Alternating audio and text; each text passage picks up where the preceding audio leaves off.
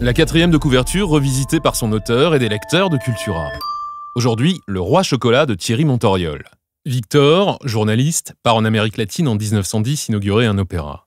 C'est la première phrase pleine de promesses de la 4e de couverture où on trouve aussi les mots révolution mexicaine, cacao, breuvage miraculeux, recettes sacrées, grande guerre et bien sûr banania.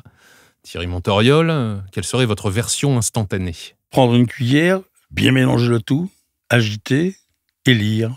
Voilà ce qu'en disent les lecteurs de Cultura. C'est un superbe roman d'aventure extravagante, sans l'ombre d'un temps faible, avec une patte old school qui nous ramène au récit de notre enfance. Ce qui me tient à cœur, c'est surtout, en effet, ce qui vient de l'enfance.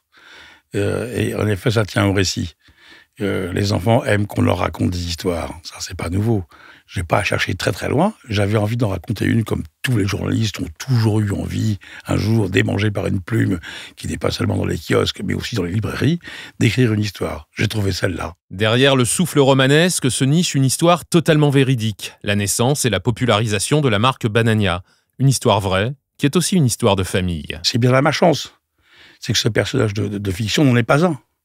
Il devient immédiatement un personnage de roman. J'aurais pas pu inventer un personnage avec une vie pareille.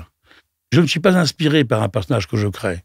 Je ne fais que suivre un personnage que je dessine. Le destin extraordinaire d'un homme porté par ses passions, de son ascension irrésistible jusqu'à sa chute. C'est un homme de passion et de révolte qui a été saisi par la chance et presque aussitôt délesté par le sort, chaque fois. Si on pouvait résumer sa vie en une semaine, on pourrait dire que reporter un jour, alchimiste le lendemain, industriel le surlendemain, richissime le 4e jour, ruiné le 5e, rebelle le 6e, pour finir définitivement sur la paille le 7e. C'est un vrai clown, ce bonhomme. Mais c'est un clown qui, dans la succession de désastres et de succès qui vont émailler sa vie, est un clown qu'on a envie d'aimer, je crois. Merci Thierry Montoriol. Le Roi Chocolat est un roman plébiscité par les libraires et les lecteurs de Cultura. C'est donc là qu'on le trouvera. Cultura.